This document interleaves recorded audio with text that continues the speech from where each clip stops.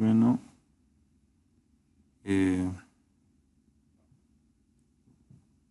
¿pueden ver mi pantalla, chicos? Ah, no estoy compartiendo. Un momentito, por favor. No, licenciado, no se ve. Sí, no estoy compartiendo. Ahora sí. Bueno, este es nuestro sitio, nuestra aula virtual, ¿no? Yo tengo creado cuatro, eh, cuatro áreas. Una donde voy a publicar las notas de la auxiliatura, otra puras tareas,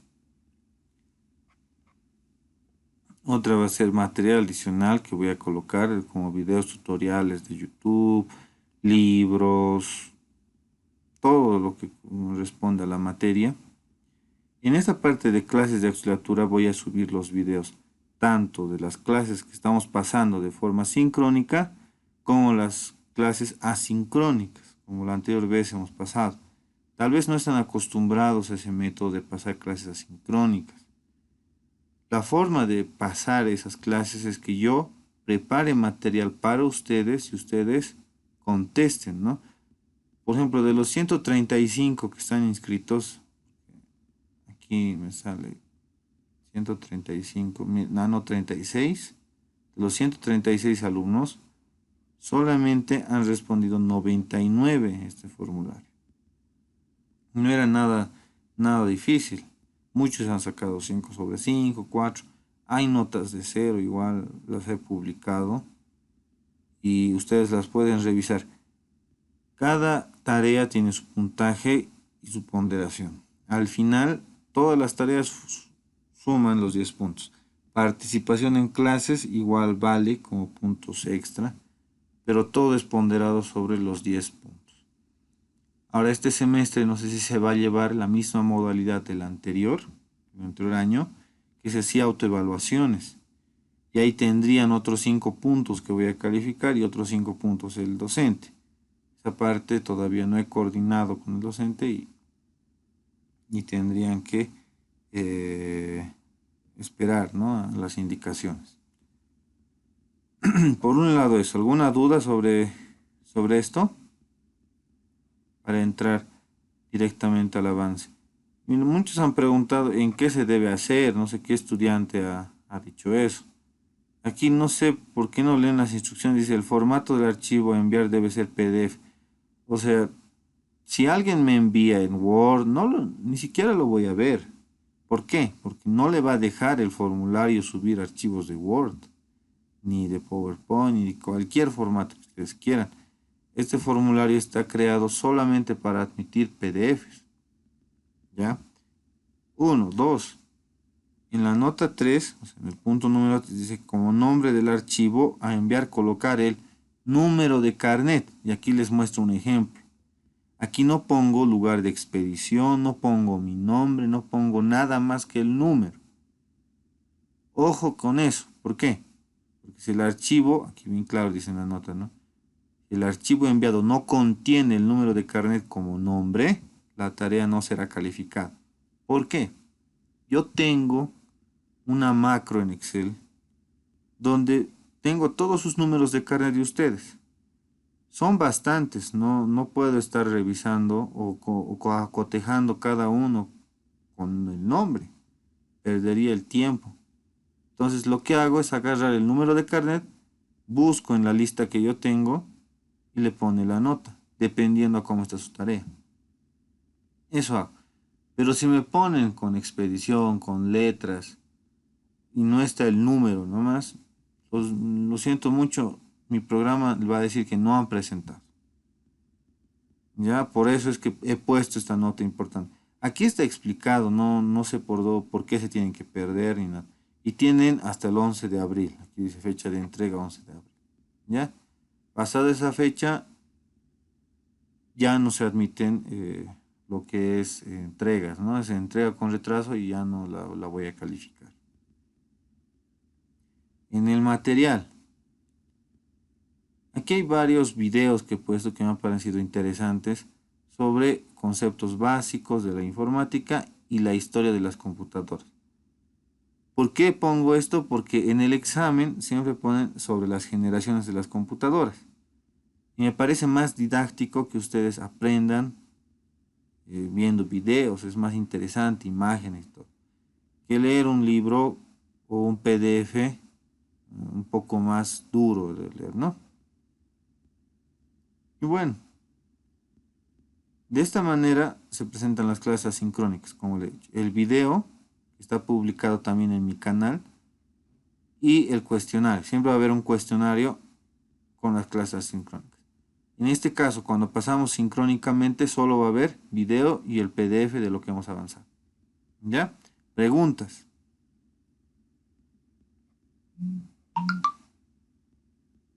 Todo está claro entonces. Muy bien.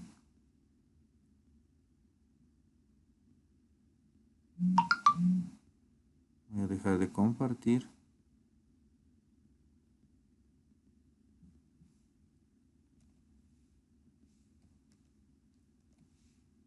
Ahora sí. Vamos a empezar con la segunda parte de lo que es elementos de la informática. ¿Ya? Soy el universitario Alfredo Vladimir Guantomamani. Soy su auxiliar este semestre del paralelo B1 de introducción a la informática. Un poco para que ustedes sepan de mí, yo estoy actualmente curso el noveno semestre de la carrera. He sido auxiliar anteriormente del curso preuniversitario, es la segunda gestión que doy. También soy auxiliar de carrera, así que al siguiente semestre espero que todos pasen. Nos vamos a ver, y tal vez sea de muchos su auxiliar también, en carrera. ¿Ya? Y nada, decirles que se han animado por una de las carreras más bonitas en el sentido de la facultad, porque se puede relacionar con diferentes áreas de estudio.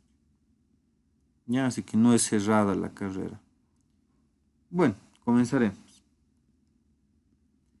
Como contenido vamos a tener los perfiles profesionales, la evolución histórica de las computadoras, de las computadoras, elementos de la computadora y clasificación de la computadora. Perfiles profesionales. Como ustedes están postulando a la carrera de informática, pero no todos van a tener los mismos intereses. A algunos les va a gustar la programación, a otros les va a gustar el análisis, a otros les va a gustar las redes, a otros les gustará la ciencia de la computación.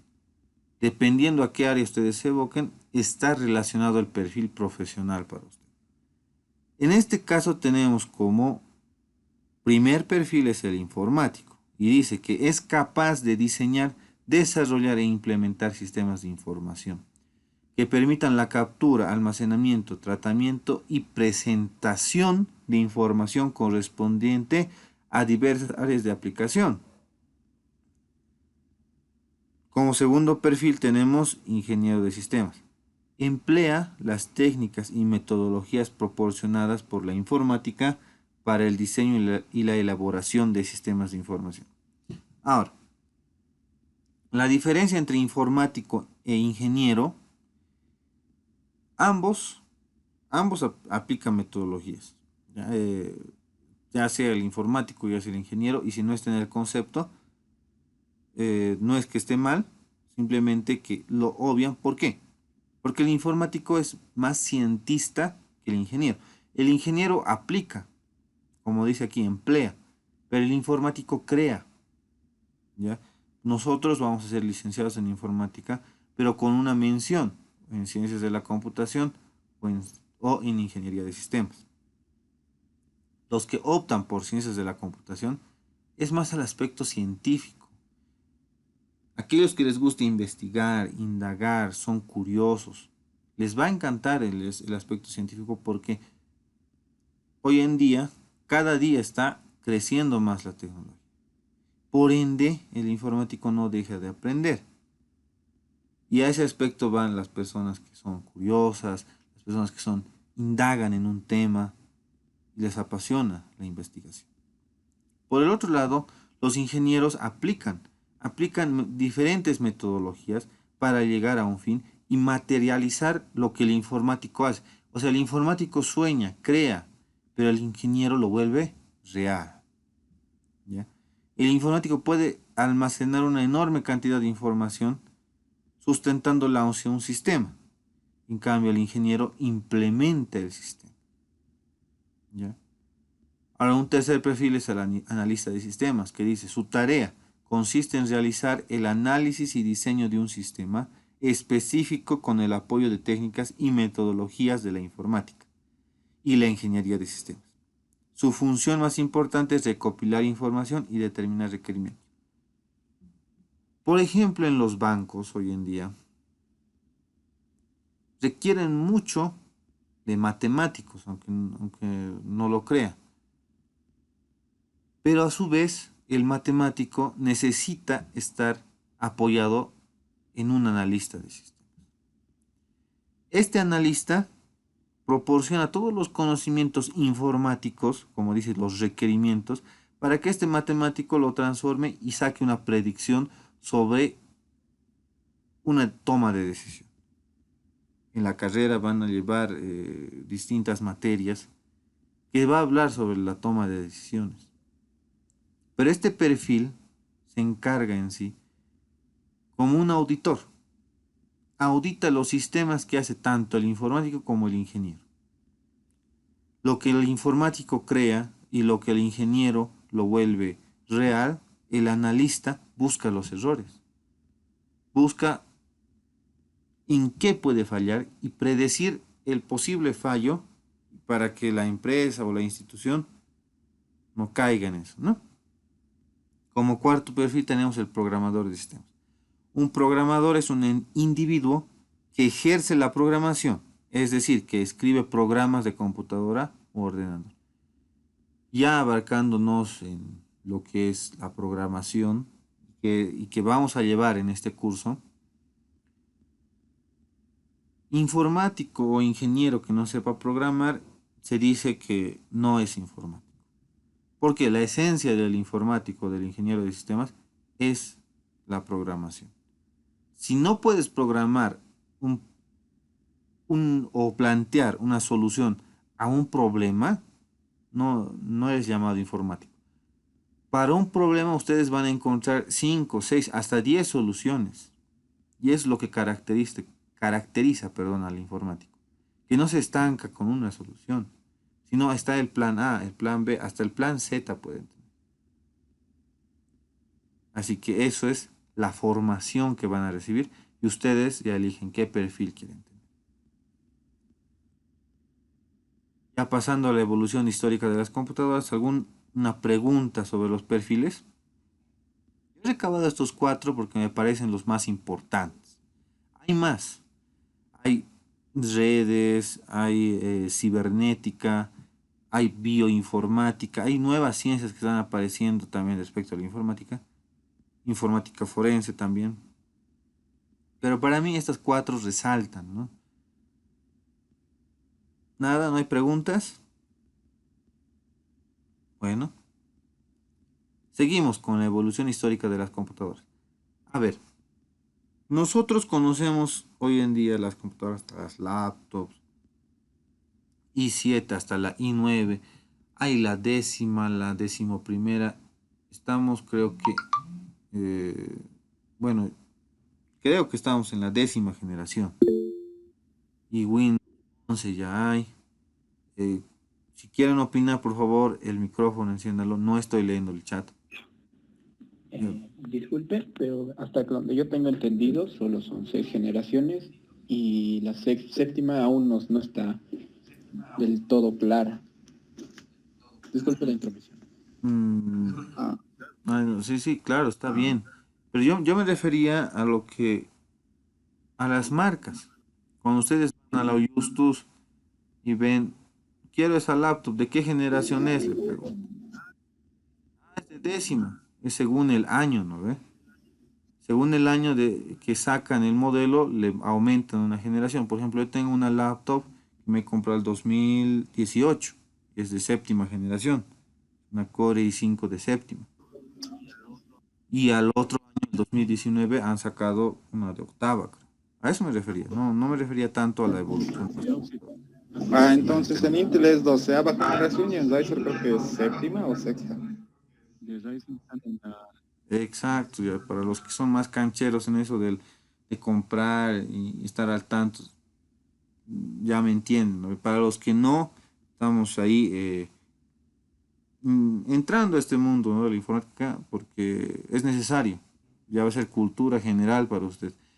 Informático, a ver, que no sepa en qué generación estamos, no sabe, van a decir, ¿no ve? Por eso les hablo de eso. Pero esa parte de la historia, por qué se les da?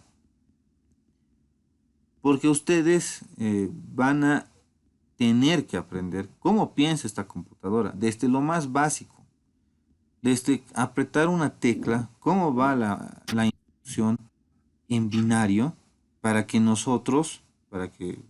la computadora nos muestre por pantalla. Todo ese transcurso lo hace en milisegundos, pero es un proceso que desde sus empiezos no era tan sencillo. Por eso es que nosotros aprendemos la evolución de las computadoras para que aprendamos y mejoremos esto. Ya se habla, por ejemplo, de la computación cuántica, ¿no ve? Ya no se habla de gigas ni de teras, ya se habla de petas, o sea, ya de petabytes y es una cantidad monstruosa de información. A eso nosotros tenemos que llegar. Ya no tenemos que hablar de gigas ni de teras. Por eso es que comenzamos de lo más básico. Y empecemos. A ver, dice, la palabra cálculo tiene sus orígenes en el término latino cálculos, ¿no? Que significa piedra. Este término se utilizaba hace miles de años para denominar a unas pequeñas piedras que por medio de unas ranuras efectuadas en el suelo se usaban para contar. El más antiguo se remonta aproximadamente al año 3500 a.C. y fue descubierto en el valle entre el Tigris y el Éufrates. Más tarde, hacia el año 2600 a.C., apareció el ábaco chino, que evolucionó rápidamente y se denominó finalmente Suampa. De forma similar, nació en Japón otro modelo de ábaco que se denominó Soroban. O sea, desde antes el hombre ha intentado de cualquier manera utilizar un mecanismo para llevar estas operaciones, en este caso matemáticas. ¿No ve? Para calcular. Por eso desde ahí estamos empezando. Y dice, el matemático escocés John Napier, en un intento de simplificar las operaciones de multiplicación, división y exponenciación, inventó los logaritmos naturales, siglo XVI. Y ahí nos muestra una imagen de cómo lo ha inventado. En 1642, el matemático y filósofo francés Blaise Pascal inventó la primera máquina automática de calcular a base de ruedas dentadas, que simulaba el funcionamiento del ábaco. Esta máquina realizaba operaciones de suma y resta, mostrando el resultado por una serie de ventanillas. En un principio se denominó Pascalín, recibiendo posteriormente el nombre de máquina aritmética de Pascal. Esta pascalina, en todos los libros de matemática, los avanzamos. Ahora, por qué desde el ábaco estamos avanzando? A ver, ¿por qué si es informática deberían darme directamente desde cuándo se ha generado la primera computadora? Informática es una ciencia que deriva de otra. ¿Alguien me puede decir de cuál? Y es evidente. ¿Matemática? Matemática. Exacto. Antes, en la Facultad de Ciencias Puras y Naturales, no existía la carrera de informática. Los matemáticos abarcaban este campo. Y nosotros nos hemos desprendido de matemáticas ya que ha sido tanto el avance tecnológico que ya ha tenido que ser carrera y hoy por hoy es la carrera de informática. Y se habla todavía de una facultad porque ya está avanzando a pasos agigantados. Pero eso ya mucho depende de ya las autoridades y demás. Pero es tan grande este mundo de la informática que tiene sus inicios en la matemática. Ya, por eso es que algunos en carrera van a ver que llevamos materias, creo que hasta tercer semestre, de pura matemática. No es que para ponerles trabas ni nada, sino que necesitamos un cierto nivel matemático para entender el posterior que es informático. ¿Ya? Sigamos. En 1672, el filósofo y matemático alemán Gottfried Wilhelm von Leibniz mejoró la máquina de Pascal construyendo su calculadora universal. Ya en este año, miren, ya han empezado a crear, a automatizar lo que son las operaciones aritméticas, ¿no? Mejorando ya lo que se tenía. La pascalina ahora ya es una calculadora. El matemático, seguimos hablando de matemáticos, inglés y profesor de la Universidad de Cambridge, Charles Babbage, diseñó dos máquinas de calcular que rompían la línea general de las máquinas, de aquella época por su grado de complejidad. La primera de ellas, diseñada en 1822, fue la máquina de diferencias, que se basaba de fundamentos mecánicos con ruedas dentadas. Sus aplicaciones más importantes fueron la resolución de funciones y la obtención de tablas de dichas funciones. Poco después, en 1833, Babbage diseñó su segunda máquina denominada máquina analítica, capaz de realizar todas las operaciones matemáticas y con posibilidad de ser programada por medio de tarjetas de cartón. Uy, listo. En la bibliografía seguramente, o si no se los han puesto, hay un libro de informática básica de Alcalde. Cuando yo estaba en el prefa, ese es el libro más utilizado. Todos los que cursábamos teníamos nuestro alcalde en la mano. ¿Por qué? Porque en ese libro te explicaba, así como, esta bibliografía, por ejemplo, es de ese libro. De ahí lo he sacado porque explica al detalle cómo va evolucionando lo que es la computadora hasta llegar a lo que tenemos hoy en día. ¿Ya? Este Charles Babbage es considerado el padre de la informática. ¿Por qué? Miren, ni siquiera es informático, es matemático. Porque es el primero que trata de ponerle, así en términos sencillos, ponerle un programa a una máquina. Por eso es considerado el padre de la informática. Listo.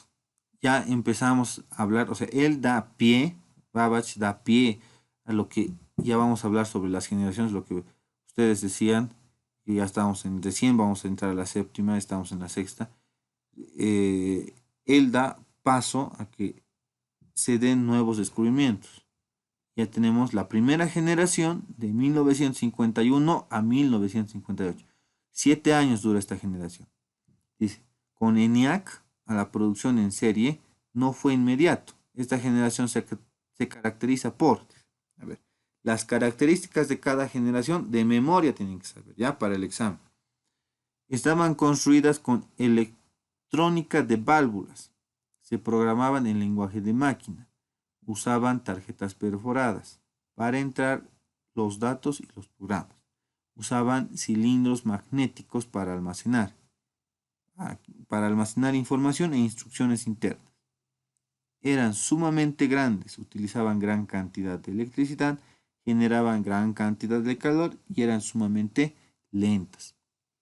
Hoy en día cuando deben tener una laptop, una computadora, cuando calienta demasiado, no sé si les ha pasado, ¿qué pasa con la laptop o con la computadora? Se ¿Alguien puede apaga, decir? baja el rendimiento. Se Se ralentiza. apaga, es como, exacto, es su mecanismo, por así decirlo, entre comillas, de defensa de la máquina. Es tanto lo que estamos haciendo, tantas operaciones estamos realizando a la vez, que la computadora no puede más, ¡pam!, se apaga.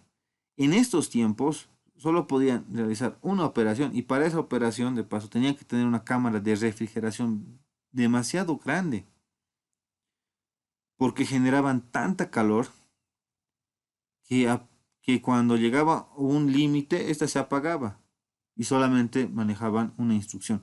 Porque conocen las tarjetas perforadas, ¿no ve? No sé si han visto alguna vez a los funcionarios públicos antes, ahora es con huella digital, antes marcaban justamente con estas tarjetas perforadas. O, a ver, otro ejemplo es, eh, no sé, los juegos antiguos también.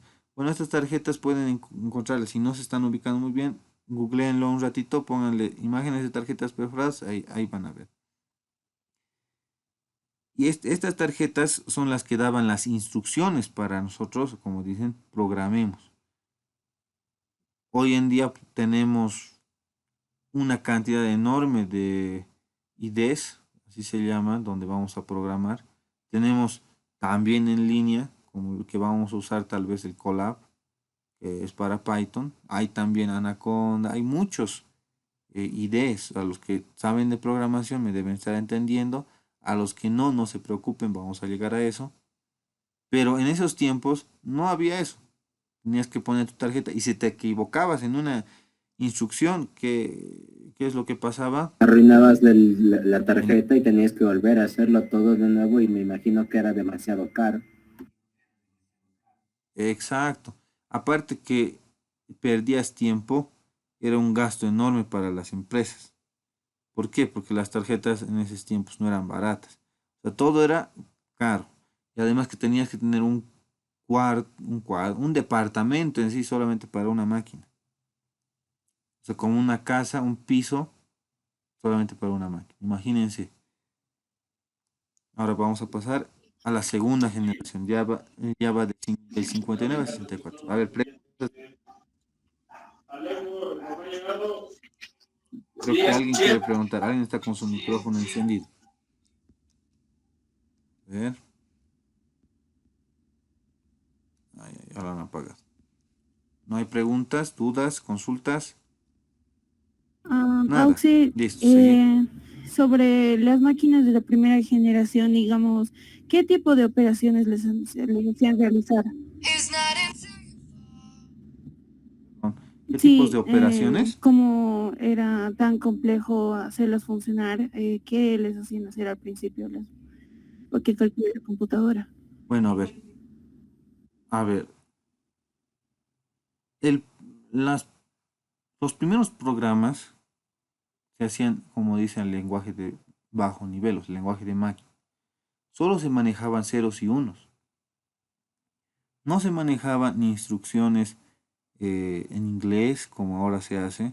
No se manejaban letras, para nada. Todo era ceros y unos. Y aparte, que las tarjetas perforadas, eh, dos perforaciones, creo, significaba uno y tres, creo que cero, algo así. Y mediante las perforaciones, los programadores se daban modos para darles instrucciones a las máquinas.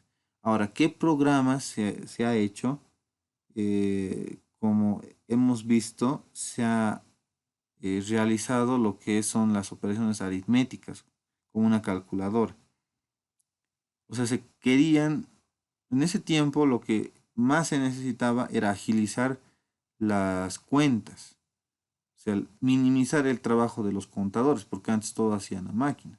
Y los matemáticos entraban ahí, porque ellos hacían los cálculos para todas las empresas. Y ciertamente esta es la máquina, la ENIAC, la primera que ha lanzado su calculadora automática. Charles Babbage ha dado inicio a ello. O sea, los primeros programas han sido netamente las calculadoras que tenemos de bolsillo, esos han sido los primeros programas que hemos tenido. Y en estas tarjetas perforadas, eso han sido. Y algunas operaciones contables como el interés, las reglas de tres compuestas, todas esas se han intentado automatizar. ¿Ya? Bueno. Ahora pasamos a la segunda generación, que es de 1959 a 1964. Dice, tiene como principal punto de referencia la aparición de los transistores. Ahí está. Muy importante, ahí se los he resaltado. Si les pregunta cuál es la principal referencia de la segunda generación o por qué se caracteriza la segunda generación por los transistores. En esta generación, en la primera, es por las válvulas. En esta segunda, es por los transistores. Dice, si bien hubo otras innovaciones de notable interés, como la memoria de núcleos de ferrita o el desarrollo de los lenguajes de programación, pero los transistores era el boom. ¿Por qué? A ver, alguien me puede decir, ¿saben qué es un transistor? ¿Alguien ha programado o alguien ha hecho algo de electrónica? ¿Tiene experiencia?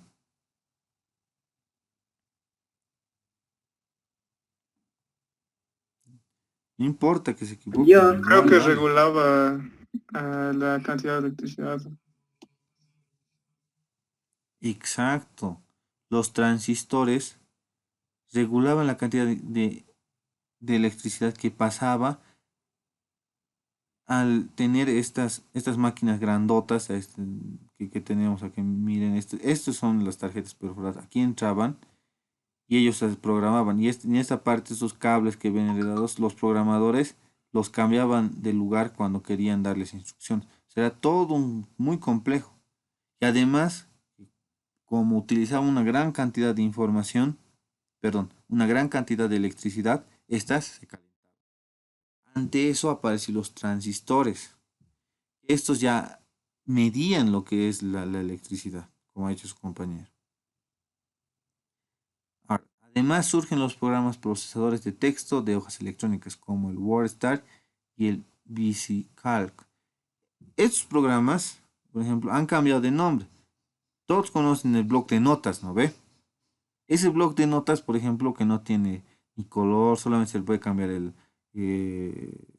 texto, digamos, le puede cambiar de color, el tamaño, creo que subrayado se le puede poner.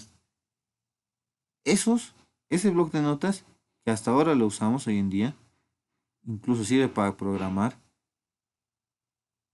sus papás, así, entre comillas, son estos WordStar y VisiCalc, a pesar que eran hojas electrónicas parecidas a lo que es Excel hoy en día, más que todo se utilizaba para el hipertexto, el texto en blanco. El lenguaje más difundido fue COBOL, especialmente porque el gobierno estadounidense exigió que fuese operativo en todos los equipos que adquiriese. Otros lenguajes que surgieron en esa época fueron el RPG, el Lisp y el Algol. Algo muy curioso es que este Lisp se seguía usando y se sigue usando hoy en día para lo que es inteligencia artificial. Miren, un lenguaje que ha aparecido en el 60 sigue utilizándose en pleno siglo XXI, que es el siglo pasado, y eso casi a mediados, bueno, no a mediados exactamente, pero es del siglo pasado y se sigue utilizando en este siglo. No es algo interesante. Bueno, ya entrando a lo que es a la tercera generación, que es del 65 al 74, dice, este nuevo invento lo patentó en 1959 John Kilby de Texas, manteniendo un tamaño similar al de un transistor. El circuito integrado contenía centenares de componentes interconectados, transistores y resistencias, tratados en bloque. Se desarrollaron circuitos integrados para procesar información. Estos recuerdan los datos ya que almacenan la información como cargas eléctricas. Se desarrollaron los chips para almacenar y procesar la información. Un chip es una pieza de silicio que contiene los componentes electrónicos en miniatura, llamados semiconductores. Surge la multiprogramación. Las computadoras deben llevar a cabo ambas tareas de procesamiento o análisis matemático. Emerge la industria del software, comienza a utilizarse las memorias semiconductoras y los discos magnéticos. ¿Alguien me puede decir qué imagen es esta? ¿La ¿Qué de un disco representa? duro? Exacto, es un disco duro de estado Sólido, ¿no No, ve? no, Rick, solamente es un disco duro. El disco duro rígido. Ay, sí, perdón, Sí, perdón, rígido. perdón.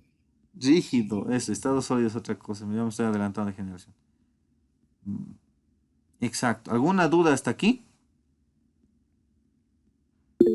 Ya estamos entrando en generación y ya está apareciendo lo que es el disco Sí, duro. Rick, digo, auxiliar, buenas noches. Mi duda es, ¿cuál era lo que más caracterizaba de la primera generación? Ah, ya. La primera generación es que utilizaban válvulas. La segunda utilizaba transistores. La tercera utiliza circuitos integrados. Ya, eso de memoria tienen que saber. Y, obviamente todas las características se les he puesto. Aquí resumidito se los he puesto. Como para que estudien así. Espero que en su primer examen tengan buena nota. Porque si alguien estudia del contenido que estoy poniendo aquí en clases y se los voy a subir en unos minutos, va a tener buena nota en la parte teórica. Esto nomás es. No hay por dónde perderse. ¿Ya? Seguimos. Cuarta generación, del 74 a 82. La cuarta generación viene determinada por los ordenadores personales, cuya aparición ha supuesto una de las mayores revoluciones culturales y económicas de la humanidad. Aparecen los microprocesadores, que es un gran adelanto a la microelectrónica. Son circuitos integrados de alta densidad y con una velocidad impresionante. Software amigable con el usuario. Diversificación de los lenguajes de programación. En esta cuarta generación, lo que caracteriza obviamente son los microprocesadores, que hasta hoy en día lo estamos utilizando, ¿no ve?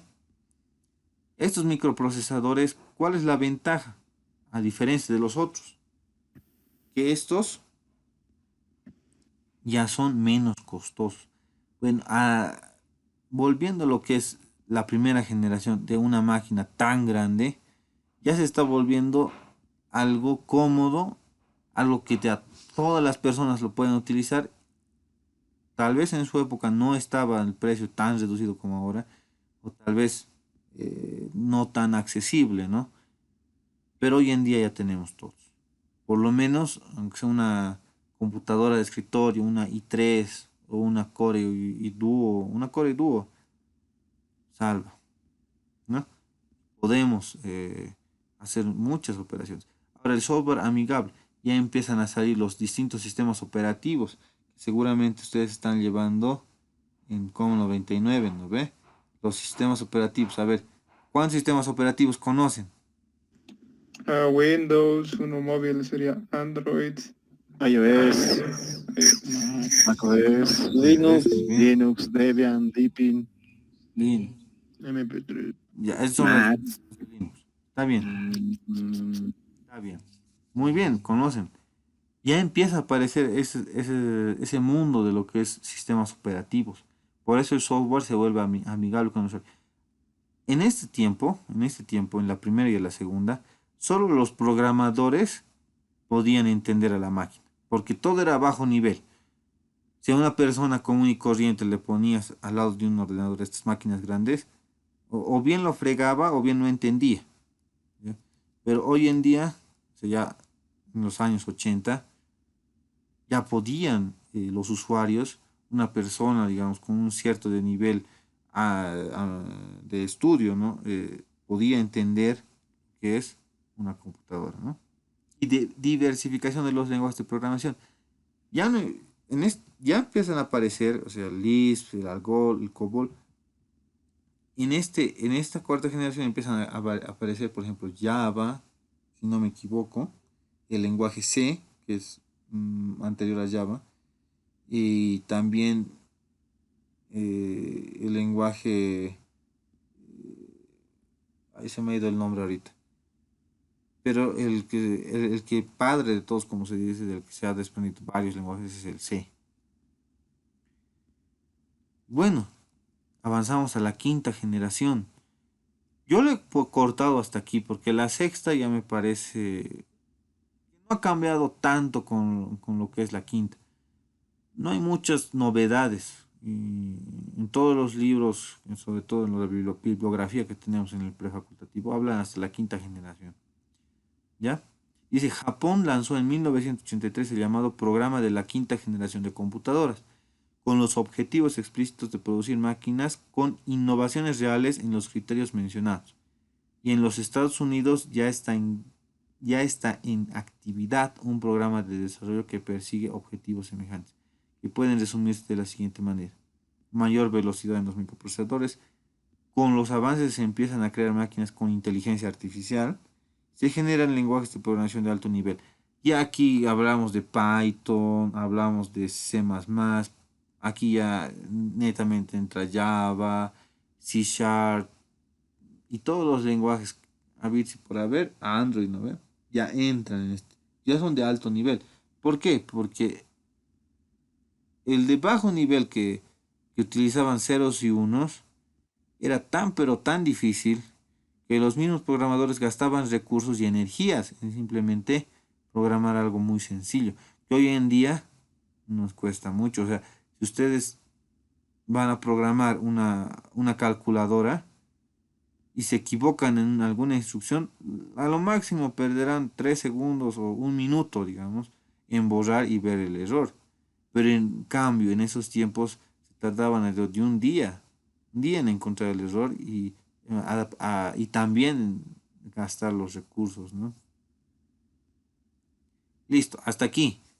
¿Alguna pregunta? Consulta. Ahora, la sexta generación ya habla de la inteligencia artificial, del machine learning, del deep learning, son cosas que tal vez no están en nuestra bibliografía, pero es importante que la sepan. Igual se los voy a poner un videito, igual se los he puesto en material adicional y creo que tienen una tarea sobre esto, ¿no ve? ¿Preguntas? Sí, licenciado. Una pregunta. ¿Se podría decir que en la primera generación, cuando ocurrieron las primeras dos guerras mundiales, el avance tecnológico se hizo forzado para que obligatoriamente cada país hiciera sus propias computadoras? Porque analizándolo bien, por lo que hemos visto, por el coste muy alto que supuso hacer las primeras máquinas de las generaciones primeras, de la una, y en la segunda supongo que ya se industrializó más y se usó, ¿cómo se dice?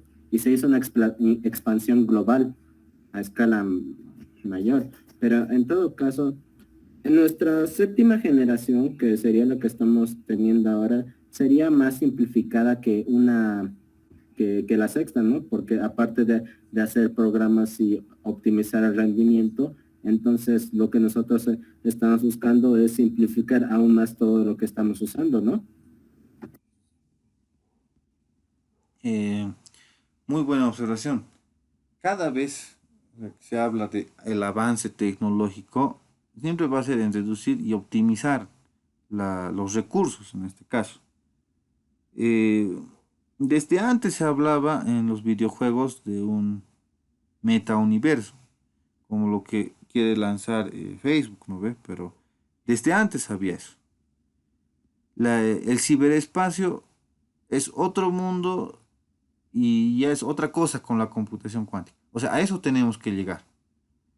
Buena observación que lo que has dicho está claro que no sabemos a dónde va a terminar esto, pero se supone que la computadora como tal en algún momento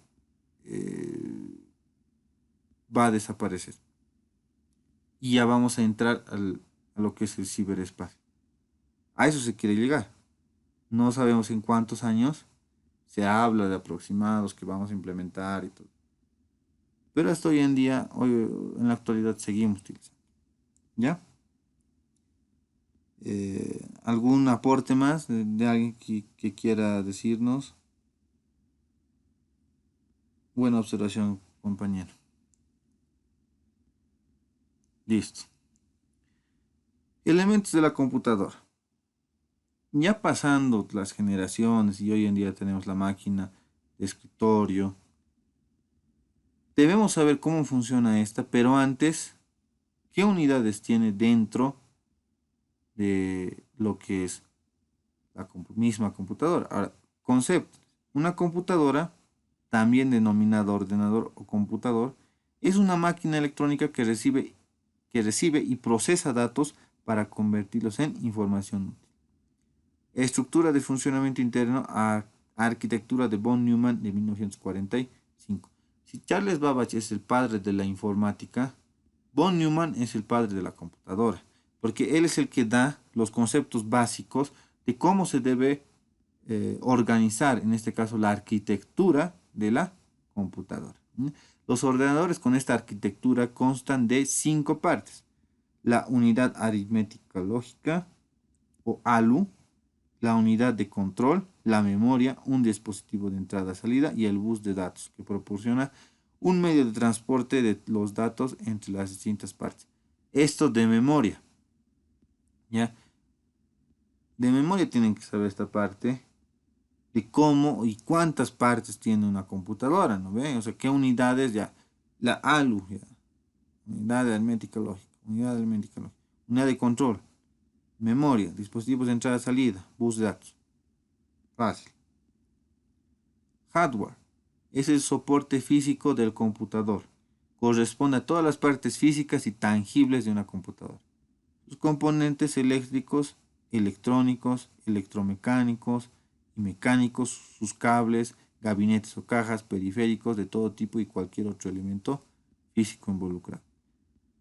En la carrera no nos enseñan a ensamblar una computadora, porque es el trabajo de un técnico. Ustedes van a ser licenciados, no van a ser técnicos. Pero no está por demás que tomen un cursito de lo que es ensamblaje en computadoras. Existe el Laboratorio Superior de Informática, que es el LASIN, no sé si lo conocen.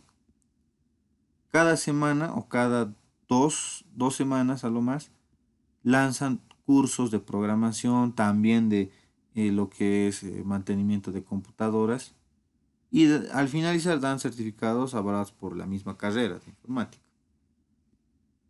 Pueden tomarlos.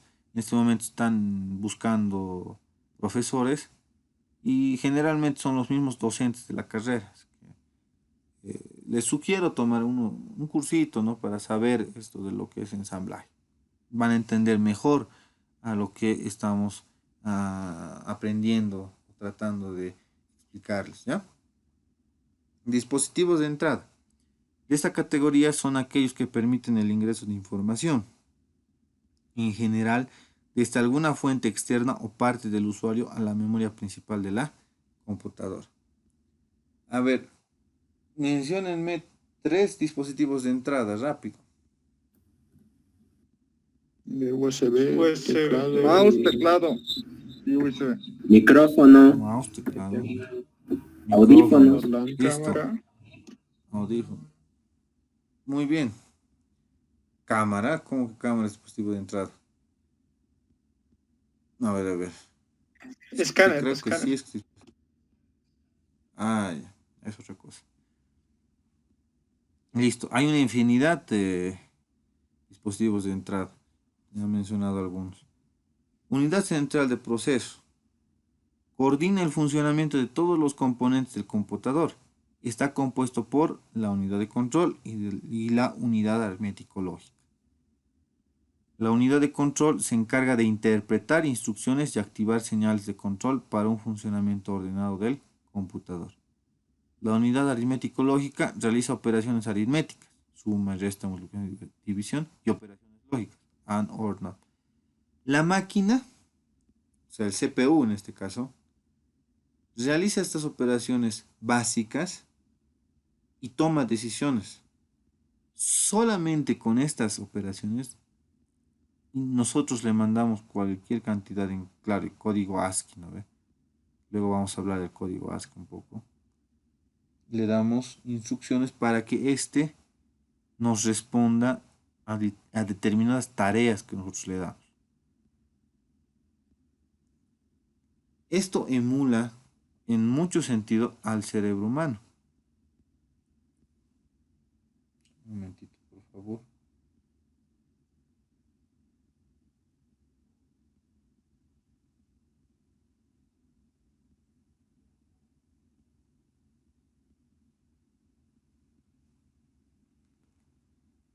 Esto emula lo que es el cerebro humano. Porque nosotros tenemos nuestras neuronas y obviamente desde el colegio nos enseñan que las operaciones básicas son la suma, resta, multiplicación y división. Ya, entonces, lo que ha hecho von Neumann es decir que homólogamente ha intentado emular el cerebro humano en este CPU, que es el cerebro en sí de todo lo que es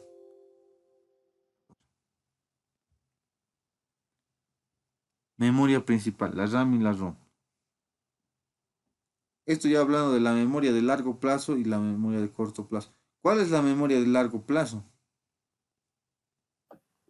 La ROM. El ROM. La ROM en caso, y la volátil. La RAM, ¿no? La RAM. Ah, exacto. Ahora, nosotros, ¿cuál utilizamos más? ¿La ROM o la RAM? La RAM. Ah, La ROM tenemos que utilizar, ¿no ven? En este curso.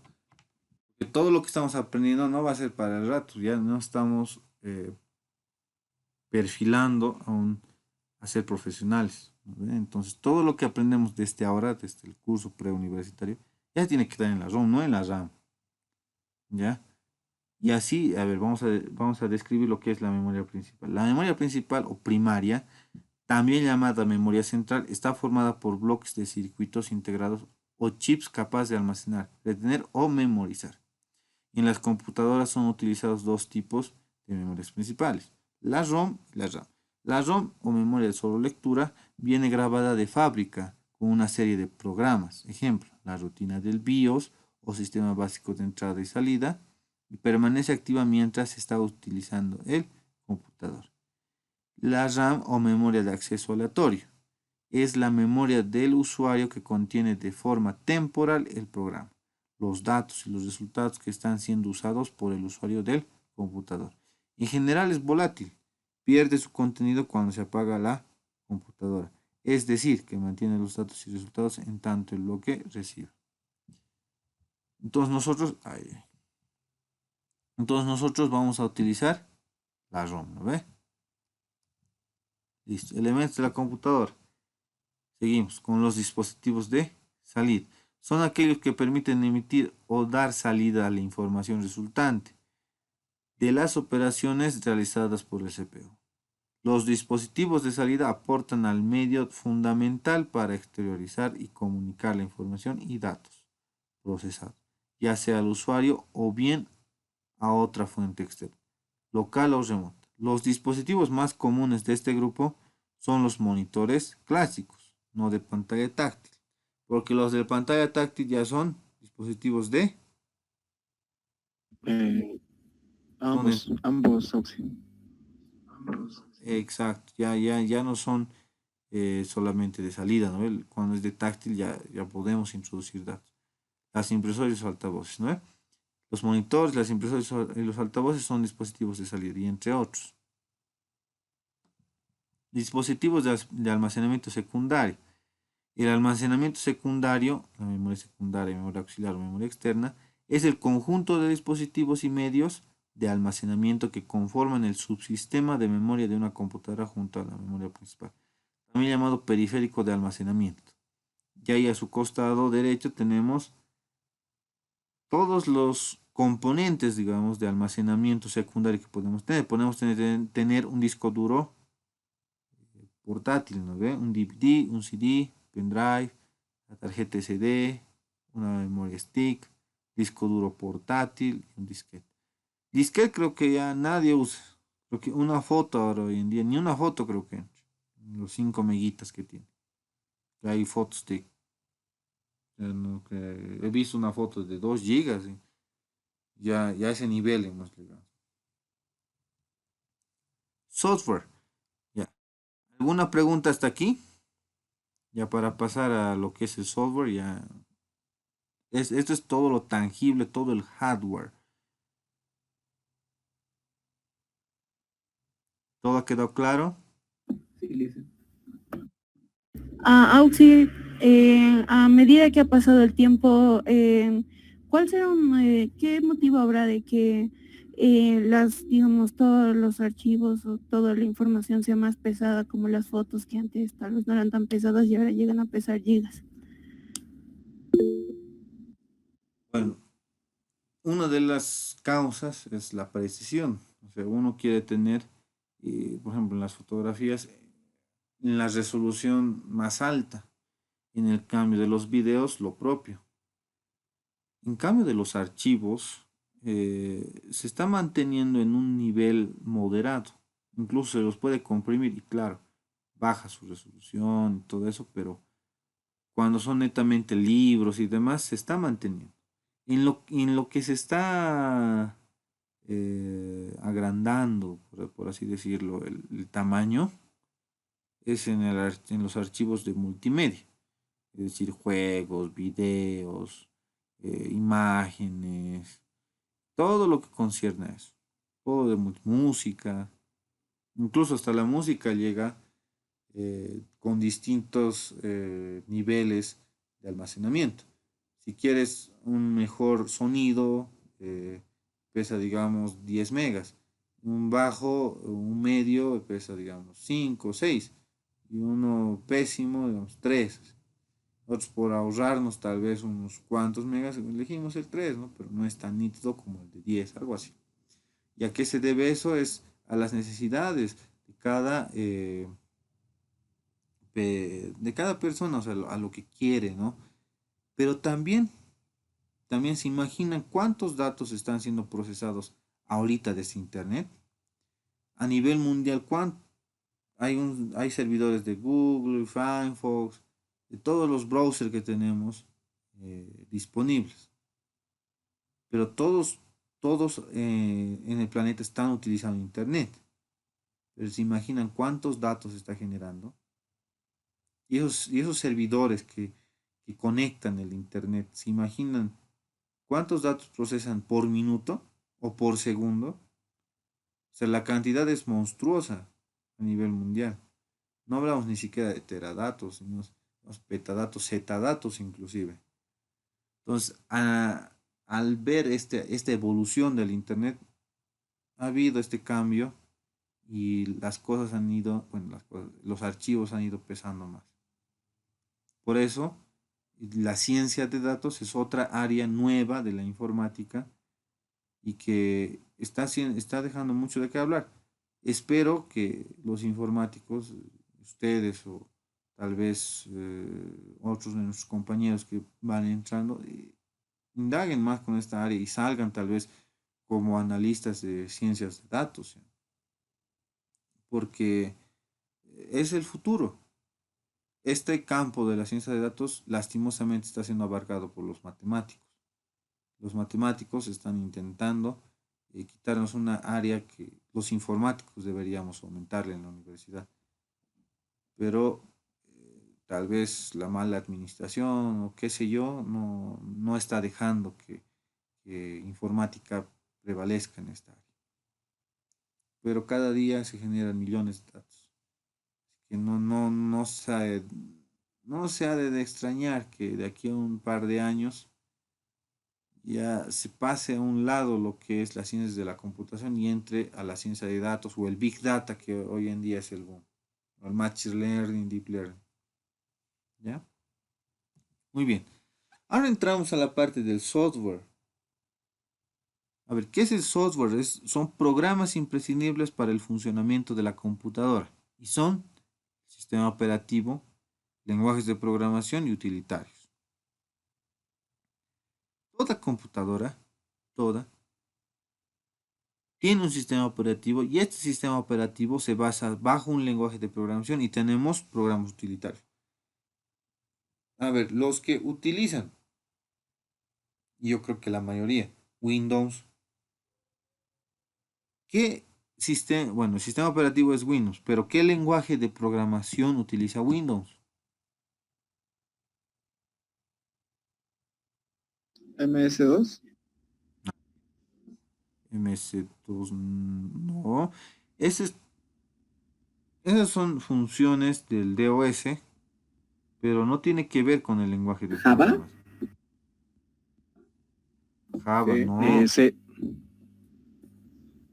C, más o menos, está ¿C++? por ahí. Eso, adivinando, ¿no? C, C, C++, o C++, O sea, como le dicen, asterisco. o sea, asterisco, exacto. Este, este lenguaje es adoptado por Microsoft, o sea, Microsoft, que es el dueño de Windows, él lo crea y es un software privativo, ¿no ve? Pero al ser un software privativo, muchas de las empresas compran esto. ¿Por qué? Porque se ahorran el trabajo de hacerle mantenimiento y de aparte que la empresa le da soporte técnico. O sea, para cualquier problema le da soporte. Por eso en las oficinas públicas, si alguien tiene familiar o tal vez trabaja en alguna oficina pública, siempre utilizan Outlook, sobre todo en algún ministerio o en las alcaldías. ¿Por qué? Porque en esto, según ellos, reducen costos al utilizar un software privativo. Ahora, ejemplos de software libre.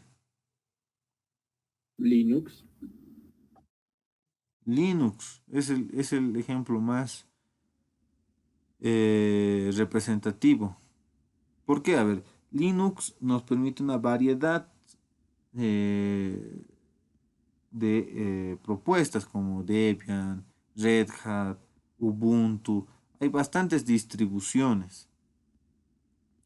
Windows, por su parte, lanza cada año una mejorada versión de lo que es el Windows XP, Windows Vista, 7 y así, ¿no? Hasta el 10, estamos en el 11.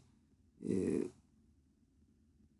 a diferencia del sistema software libre, el software privativo, sí o sí, la empresa nos da el soporte, pero en el software libre nosotros tenemos que dar el soporte y ver las fallas que hay en esto. Por eso existen una variedad inmensa de distribuciones de Linux, porque cada empresa ha creado su propio Linux para su fin. Por ejemplo, Red Hat, aquellos que les interesan las redes, capos en Red Hat. Ubuntu, aquellos que les interesa la distribución en tiempo real o la programación multimedial, Ubuntu.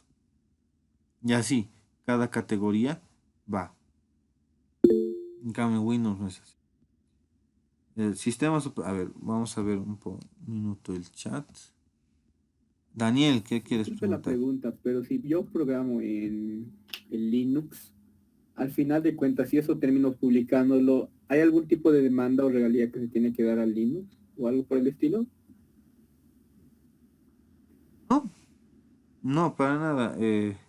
Hay una comunidad en lo que es en la carrera, hay un grupo de estudio de Linux y también hay una comunidad más grande de Linux Bolivia, que donde puedes compartir tus ideas, inquietudes, crear tu propio sistema operativo, pero ya eso ya es entrarse y ser Linuxero de por vida, o sea, odias el software privativo. Hay personas y conozco bastantes que odian Linux, perdón, odian Windows, no quieren ni ver, o sea, no, Windows es lo peor, dicen.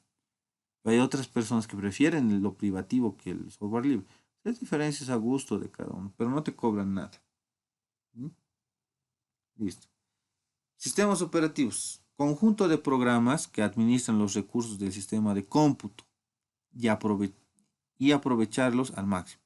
Estos pueden ser monusuarios o multiusuarios.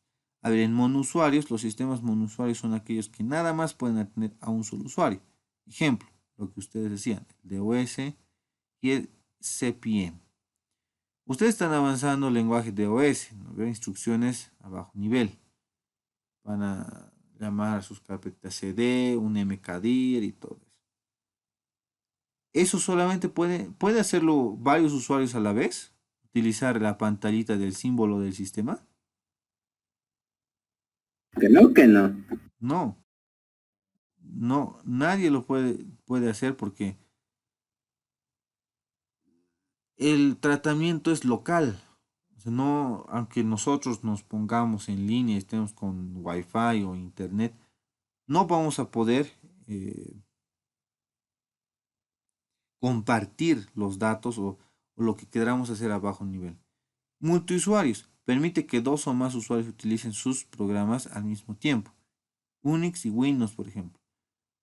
Windows, por ejemplo, nosotros podemos crear un usuario para un miembro de la familia, otro usuario para otro miembro de la familia. O sea, varios usuarios para un mismo sistema operativo puede. Y un Unix es igual, o sea, es homólogo a lo que es Windows. Ahora tenemos lenguajes de programación, otra parte importante de lo que es software, ¿no? De una máquina.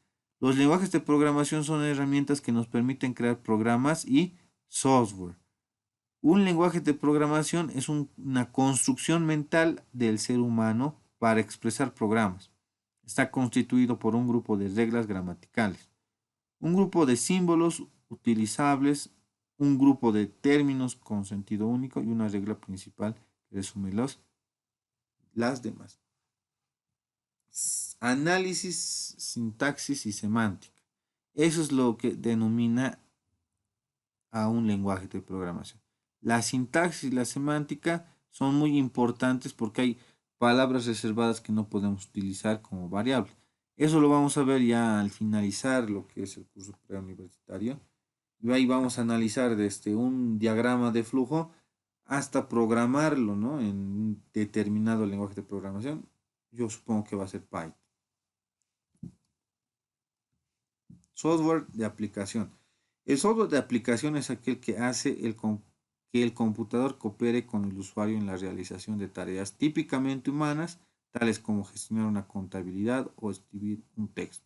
Algunos ejemplos de software aplicaciones son, y ahí su costado derecho de pantalla tienen software libre y software propietario, yo lo llamo privativo. Por ejemplo, libre es Morphilia, pero Safari es privativo. Y así, por ejemplo, Linux, miren, bajo el sistema operativo es libre. Windows, privativo o propietario, ¿no? Un editor de imágenes, Photoshop, privativo. Y GMPE es libre. Y así pueden ir viendo esta diapositiva, como les digo, se las voy a pasar. Y muchos de los programas que están en la columna o en la bueno, en la columna de software libre se utilizan en el sistema operativo Linux. Todos casi. Y obviamente, por otro lado, todos se utilizan en Windows, ¿no? Según la lógica, máquinas de lógica cableada. En ellas el algoritmo está en el cableado de sus circuitos. Ejemplos, calculadoras, computadoras analógicas, ¿no? Máquinas de lógica programable. Computadoras convencionales que admiten programación de algoritmos por medio de lenguajes de programación. Ya eso clasificando según a la lógica que se tiene por computadoras, ¿no? Según el tipo de datos que procesa, podemos tener computadoras análogas, digitales, híbridas. Las análogas son aquellas que se manejan señales eléctricas análogas proporcionales a medidas físicas de tipo continuo. Su programación en la mayoría de los casos está en su propio cableado y se utiliza fundamentalmente para controlar procesos y en determinados problemas de simulación. Por su parte, las computadoras digitales manejan señales eléctricas de tipo digital. Se programan por medio de lenguajes de programación y su utilización comprende cualquier tipo de trabajo. En la actualidad, el 95% de las computadoras son de este tipo. Hay pocas máquinas análogas. Y es más, se habla de computadoras cuánticas que procesan datos por minuto, pero petabytes. O sea, es una cantidad muy grande que la realizan en milisegundos. Pero para programar en esas máquinas se necesita un conocimiento muy profundo de la física cuántica, ¿ya? Y tenemos las computadoras híbridas. Poseen características de las dos anteriores. Suelen estar constituidas por una computadora digital que procesa información analógica, para lo cual tiene sus entradas y salidas controladas por medio de convertidores analógico digitales o digital analógico. Según el tamaño de las supercomputadoras. Ahí tienen el cuadrito las principales características, ¿no? Velocidad de proceso, cuántos usuarios a la vez, el tamaño, la facilidad de uso, los clientes usuales, la penetración social, el impacto social, el parque instalado y el costo, ¿no? Tenemos la macrocomputadora o mainframes también y todas sus características, las pueden ir comparando. Tenemos las mini computadoras, según el tamaño, también microcomputadoras o PCs, las que nosotros tenemos. Y listo, hasta ahí acabaríamos con lo que es el primer capítulo de elementos de la información.